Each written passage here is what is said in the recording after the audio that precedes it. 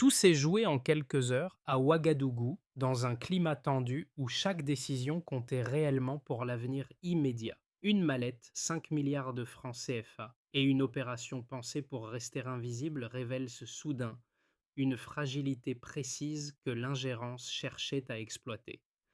Que signifie pour chacun le fait que la souveraineté défendue par Ibrahim Traoré ait été testée de manière aussi calculée, sans bruit ni affrontement direct? Derrière ce geste bref se profile un basculement durable, capable de redéfinir des équilibres bien au-delà de l'événement initial et discret. Ce récit ne se limite pas à l'arrestation d'un intermédiaire ni à la saisie spectaculaire d'une somme d'argent. Il promet d'éclairer un mécanisme plus large. Comment une tentative discrète peut devenir une menace structurelle lorsqu'elle cible les points sensibles d'un État déjà sous pression? L'enjeu est clair. Comprendre en 10 à 12 mots pourquoi cette affaire concerne directement la stabilité, la confiance et la souveraineté collective. Au fil des éléments révélés, l'histoire montre ce qui se joue réellement lorsque l'ingérence ne prend pas la forme d'une attaque frontale, mais d'une opération patiente, calibrée, presque banale en apparence. Les faits exposés permettent d'identifier qui agit, pour quelles raisons et avec quels leviers concrets, sans extrapolation inutile. Ce parcours propose aussi une lecture utile pour le public. Distinguer l'événement visible de ses conséquences invisibles et mesurer comment une décision prise au sommet peut influencer des chaînes entières de loyauté. En filigrane, la posture d'Ibrahim Traoré sert de repère pour analyser ce moment critique, sans le réduire à un simple symbole. 5 milliards de francs CFA transportés en liquide constitue le premier signal mesurable d'une opération qui n'avait rien d'improvisé. La précision de ce montant, associé à un calendrier resserré, révèle un dispositif préparé de longue date plutôt qu'une initiative isolée. Cette donnée initiale agit comme un révélateur. Elle montre que l'objectif n'était pas de créer un scandale visible, mais de tester discrètement des lignes de loyauté au sein de l'appareil sécuritaire. Dans un pays déjà soumis à des pressions multiples, une telle somme devient un outil psychologique autant qu'un levier financier. Elle suggère une stratégie où l'argent sert d'amorce et non de finalité pour ouvrir des brèches ciblées. Le contexte dans lequel cette tentative s'inscrit est déterminant. Le Burkina Faso traverse une phase de recomposition institutionnelle marquée par des attentes sociales fortes et une vigilance accrue face aux influences extérieures. Les réseaux d'ingérence le savent. Il privilégie désormais des approches indirectes, combinant relais régionaux, structures de façade et récits soigneusement calibrés. Cette méthode permet d'agir sans confrontation directe, tout en maintenant une capacité de déni plausible. C'est dans ce cadre que la ligne de conduite impulsée par Ibrahim Traoré prend tout son sens. Plutôt qu'une réaction immédiate, l'option retenue consiste à observer, documenter et laisser l'opération révéler sa propre architecture. Cette posture transforme une tentative furtive en source d'informations précieuses, capable d'éclairer les mécanismes profonds de l'ingérence contemporaine. La mini-révélation ne tient donc pas seulement au montant saisi, elle réside dans ce qu'il expose. Une chaîne d'action coordonnée, une logique d'essai-erreur visant à mesurer la résistance institutionnelle et une volonté d'installer le doute avant même toute action ouverte. Comprendre ce point est essentiel pour saisir la suite du récit. Sans ce contexte, l'événement resterait un fait divers sécuritaire. Avec lui, il devient le point d'entrée d'une lecture plus large sur la manière dont la souveraineté est aujourd'hui mise à l'épreuve, souvent loin des regards publics. Le premier fil conducteur apparaît à travers un petit groupe de soldats affectés aux zones sensibles du Nord. Habitués aux environnements instables, ils reconnaissent rapidement que l'approche dont ils font l'objet n'est pas une aide ordinaire. Le ton est trop mesuré, les promesses trop précises, les silences trop calculés. Lors d'un rendez-vous discret dans un café de la capitale, l'intermédiaire évoque une transition maîtrisée sans jamais la définir clairement. Cette ambiguïté agit comme un signal d'alerte. En feignant l'intérêt, les soldats transforment la proposition en source d'information, notant chaque détail, chaque inflexion, chaque référence implicite. Un second microcas éclaire les effets immédiats de cette stratégie. Un officier chargé de la transmission interne décrit une succession de contacts organisés dans des lieux neutres, parking, salon d'hôtel, espaces fréquentés par des expatriés. À chaque rencontre, la même mécanique se répète. Flatter l'importance du poste occupé, suggérer une reconnaissance future, puis introduire l'argument financier comme une évidence. Cette répétition n'a rien d'anodin. Elle permet aux enquêteurs de cartographier progressivement les relais, d'identifier les numéros cryptés et de comprendre la logique de ciblage des unités jugées stratégiques. Ces scènes produisent des effets rapides. La hiérarchie, informée en temps réel, renforce la coordination interne. Les soldats concernés prennent conscience que la menace ne repose pas sur une adhésion massive, mais sur l'ouverture d'une seule brèche susceptible d'entraîner un effet domino. Dans ce contexte, la vigilance devient un réflexe partagé plutôt qu'une consigne imposée. À retenir, une seule faille peut déséquilibrer toute la chaîne. Tout commence par une rumeur à peine perceptible, glissée dans des échanges fermés au sein de certains cercles militaires d'Ouagadougou. Un intermédiaire étranger, soigné dans ses manières et précis dans ses formulations, évoque un soutien discret destiné à accompagner une phase politique présentée comme inévitable. Ce premier contact agit comme un déclencheur. Les mots sont choisis, les promesses mesurées et l'absence de détails concrets renforcent l'impression d'une opération structurée plutôt qu'une initiative isolée. L'alerte remonte rapidement vers les services compétents, puis jusqu'au sommet de l'État. À ce stade, la décision prise sous l'autorité d'Ibrahim Traoré modifie profondément la trajectoire de l'affaire. Au lieu d'une confrontation immédiate, l'ordre est donné d'observer sans précipitation. Les soldats approchés reçoivent une consigne claire: poursuivre les échanges, gagner du temps et consigner chaque élément. Cette phase d'observation transforme l'approche étrangère en terrain contrôlé. Ce qui devait rester invisible commence à produire des traces exploitables. La montée en intensité s'opère dans une succession de scènes discrètes. Les rencontres se déplacent vers des cafés isolés, des parkings anonymes, des salons d'hôtels fréquentés par des expatriés. À chaque étape, le scénario est identique. Flatterie, insistance sur la nécessité d'une transition douce, puis évocation d'un appui financier conséquent. Les soldats feignent l'hésitation, demandent des garanties, sollicitent des délais. Ces demandes ouvrent de nouveaux canaux, révèlent des relais régionaux et exposent une logistique déjà en place.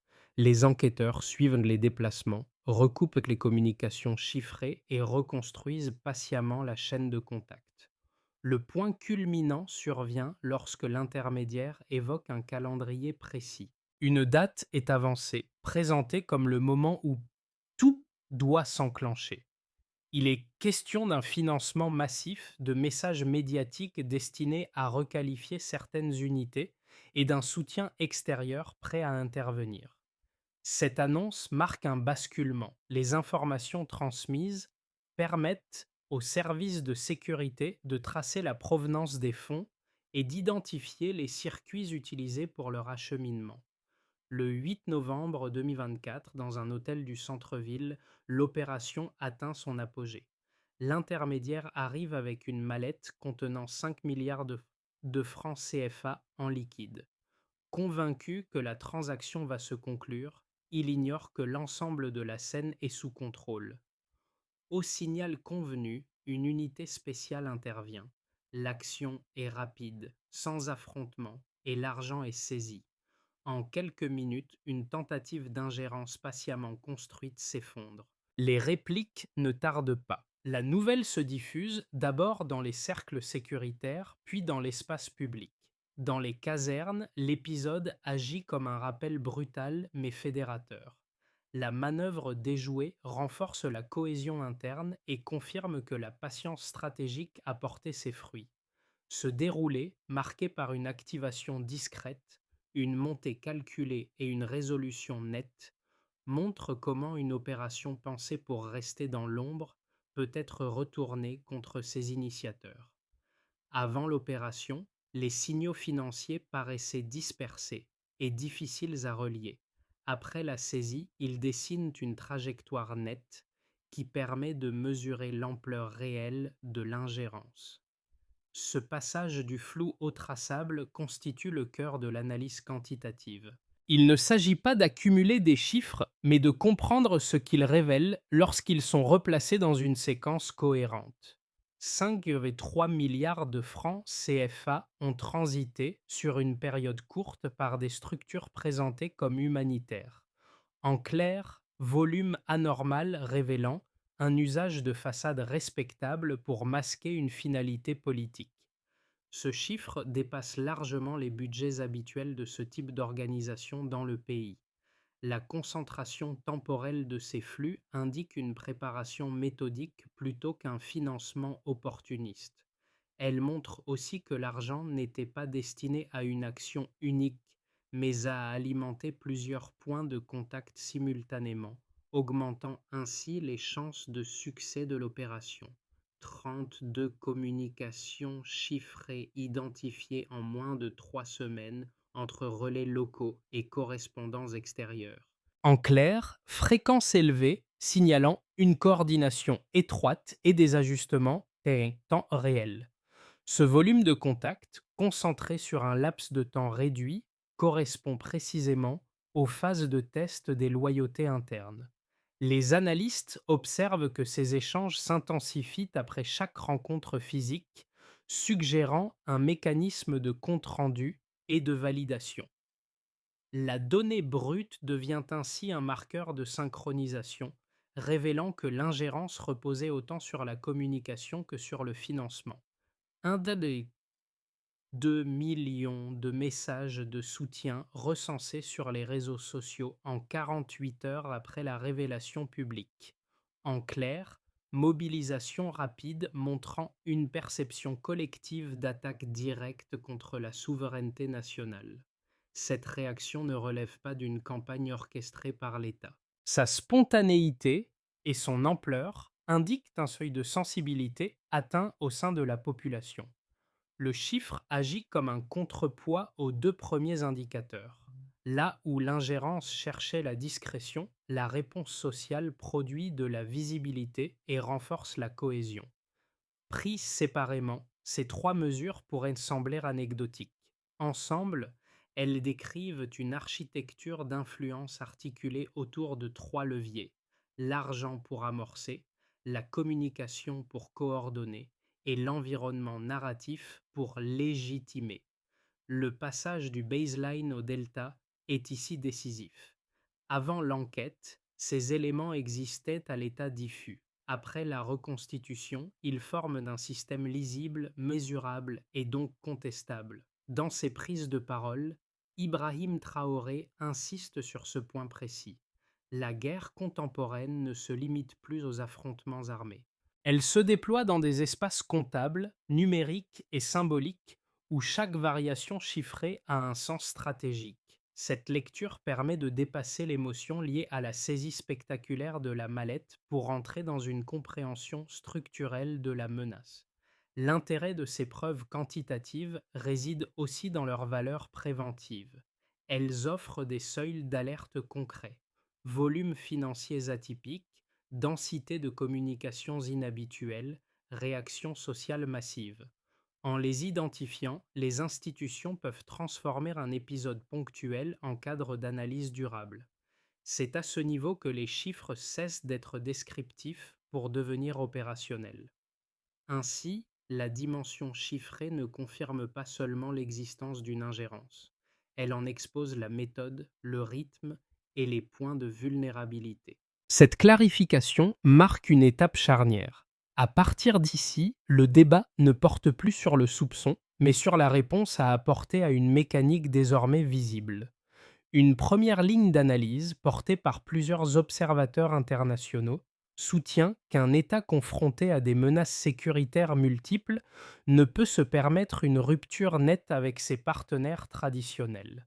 Selon cette lecture, les programmes conjoints, les appuis financiers conditionnels et les coopérations techniques constituent encore des amortisseurs indispensables. L'ingérence révélée serait alors un excès isolé, à corriger sans remettre en cause l'architecture globale des alliances existantes. L'argument central est pragmatique. Sans ressources extérieures, les marges de manœuvre internes resteraient trop limitées pour garantir la stabilité. Une seconde position, plus critique, avance que ce type d'épisode n'est pas accidentel mais structurel. Pour ces analystes, la dépendance prolongée crée mécaniquement des zones de vulnérabilité exploitables. Les flux financiers, même présentés comme stabilisateurs, deviennent des leviers d'influence dès lors qu'ils s'insèrent dans des contextes institutionnels fragiles. Dans cette perspective, la tentative d'échouer illustre une logique récurrente: tester les résistances internes, identifier les maillons sensibles, puis ajuster la pression sans exposition directe. Ces deux thèses méritent d'être prises au sérieux. La première rappelle les contraintes budgétaires réelles et les risques d'isolement. La seconde met en lumière les effets pervers d'un système de tutelle prolongé. Pour les départager, les éléments issus de l'enquête offrent un point d'appui concret. La concentration des flux financiers sur une période courte, combinée à une intensité communicationnelle élevée, montre que l'ingérence ne reposait pas sur un partenariat classique, mais sur une stratégie de contournement. Ce constat affaiblit l'idée d'un simple dérapage isolé. Par ailleurs, certains indicateurs internes suggèrent que l'autonomie n'est pas synonyme d'effondrement. Des ajustements dans la gestion des ressources et une réorganisation des priorités ont permis de maintenir des fonctions critiques malgré des suspensions de programmes extérieurs. Ces faits ne nient pas les difficultés, mais ils montrent que la résilience peut émerger lorsque les zones d'influence sont réduites. Dans ce débat, la position défendue par Ibrahim Traoré s'inscrit dans une voie intermédiaire mais ferme. Elle ne rejette pas toute coopération, tout en refusant les dispositifs qui créent des dépendances asymétriques. Cette posture s'appuie sur les données plutôt que sur les slogans. Elle propose une lecture où la stabilité durable repose moins sur l'accumulation d'aides que sur la maîtrise des leviers internes. Le Stillman révèle ainsi une tension centrale: choisir entre une sécurité perçue comme immédiate mais conditionnée et une autonomie plus exigeante mais potentiellement stabilisatrice. La réponse n'est pas idéologique, elle se construit à partir des faits observés et des effets mesurables de chaque option. C'est cette capacité à arbitrer sur la base de preuves qui distingue l'analyse stratégique de la simple prise de position. Tout bascule à cet instant précis. La publication contrôlée des premiers résultats de l'enquête transforme une opération sécuritaire discrète en rupture nationale assumée. Les transferts occultes, les communications chiffrées et les relais régionaux cessent d'être des éléments techniques réservés aux spécialistes. Ils deviennent lisibles pour le public et donc politiquement opérants. Ce passage à la visibilité modifie l'équilibre. Ce qui prospérait dans l'ombre se retrouve exposé, contraint de se justifier ou de se taire. Dans ce contexte, l'intervention d'Ibrahim Traoré agit comme un point de fixation. En qualifiant l'épisode de guerre invisible, il redéfinit le cadre de compréhension. La menace n'est plus perçue comme une tentative isolée, mais comme une méthode durable visant à influencer sans apparaître. Cette formulation simple mais structurante opère un déplacement du regard. L'attention se porte désormais sur les mécanismes plutôt que sur les acteurs individuels. La révélation centrale tient à cette prise de conscience collective. L'enjeu n'était pas uniquement la mallette saisie, ni même le réseau identifié, mais la normalisation progressive de pratiques parallèles cherchant à remodeler les orientations du pays. Une fois cette logique exposée, l'affaire cesse d'être un incident clos. Elle devient un pivot, un repère à partir duquel chaque interaction extérieure est relue avec plus de prudence.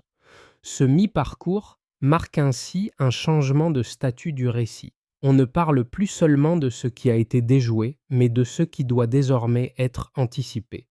La vigilance n'est plus ponctuelle.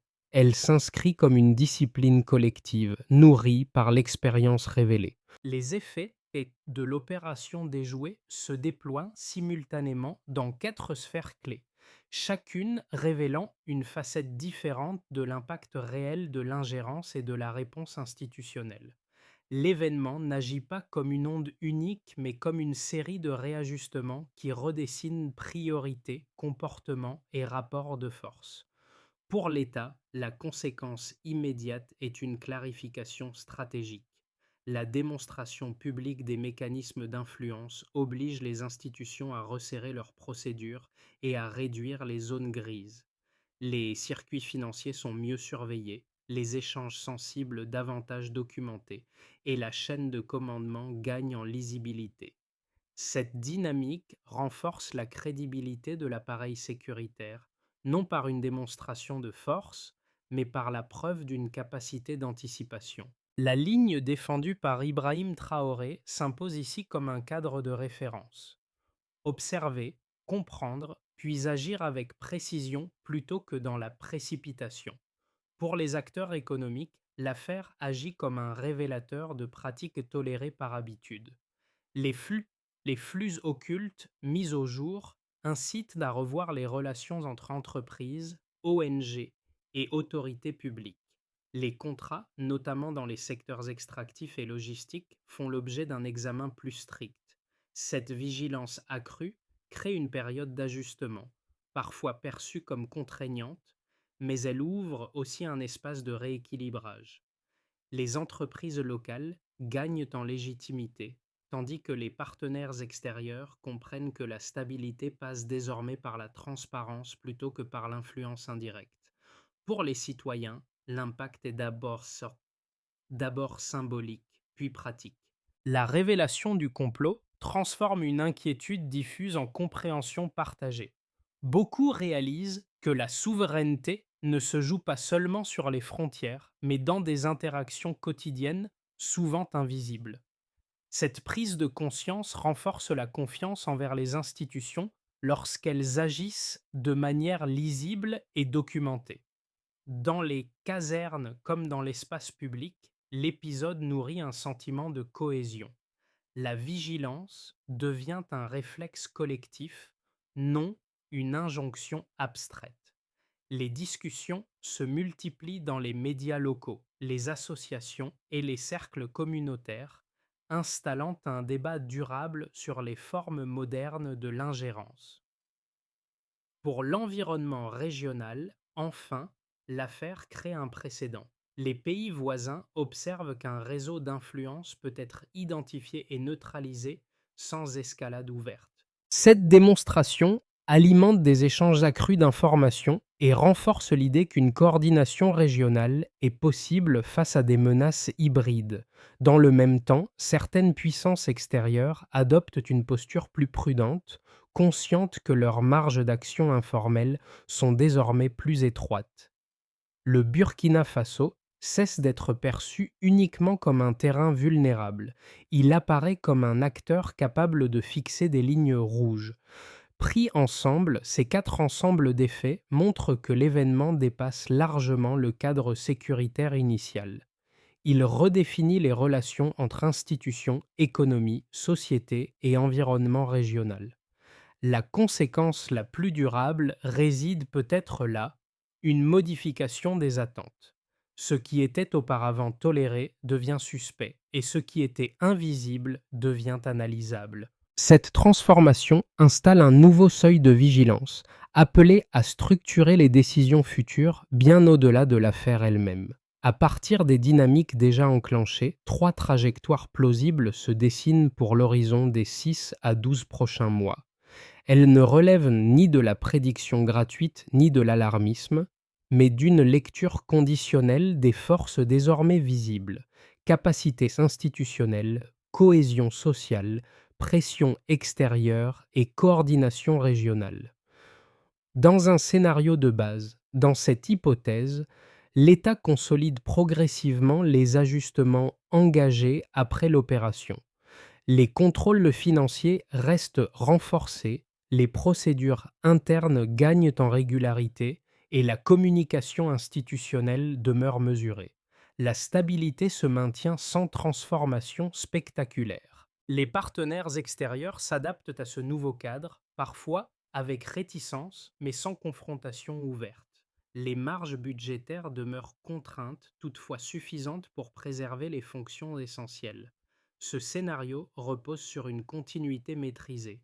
L'ingérence est contenue sans disparaître et la vigilance devient une norme administrative. Dans un scénario optimiste, ici, la dynamique enclenchée s'amplifie. La coopération régionale se densifie, permettant une mutualisation plus efficace des informations et des capacités de prévention. Les réformes internes produisent des effets visibles sur la transparence et la gestion des ressources, renforçant la confiance publique. L'attractivité économique s'améliore grâce à des règles plus claires, attirant des investissements alignés sur des objectifs de long terme. Dans ce cadre, la posture défendue par Ibrahim Traoré gagne en lisibilité et en soutien, tant sur le plan interne que régional. La stabilité cesse d'être défensive pour devenir proactive. Dans un scénario défavorable, cette trajectoire repose sur une adaptation rapide des réseaux d'ingérence. Les pressions se déplacent vers des canaux moins visibles: campagnes de désinformation, tensions sociales instrumentalisées, leviers économiques indirects. Un ralentissement économique accentue les frustrations et fragilise la cohésion. L'isolement diplomatique, même partiel, réduit les options de manœuvre. Dans ce contexte, la vigilance institutionnelle reste élevée, mais elle est mise à l'épreuve par la multiplication des signaux faibles et par l'usure sociale. Pour guider la lecture, pour naviguer entre ces scénarios, une règle de raisonnement s'impose: distinguer systématiquement ce qui est maîtrisable de ce qui est exposé. Plutôt que de chercher à tout contrôler, il s'agit de prioriser les leviers internes, de réduire les dépendances asymétriques et d'anticiper les zones de friction. Cette discipline analytique permet d'éviter les réactions excessives comme les angles morts.